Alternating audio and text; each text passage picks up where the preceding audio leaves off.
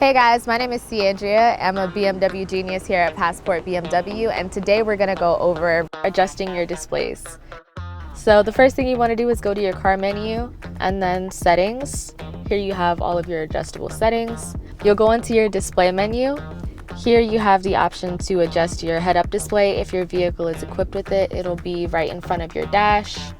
Your instrument panel, which is right in front of your steering wheel, and also your control display, which is the central screen right here.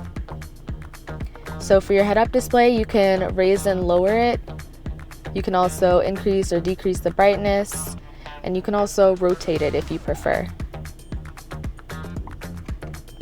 For the instrument panel, you can adjust the view of the screen in front of you if you want the map view to be displayed, if you want to see the route preview, the assisted driving view if your vehicle is equipped with the assisted driving package, or you can just have it a plain black screen. For the control display, you can adjust the brightness of the screen at night.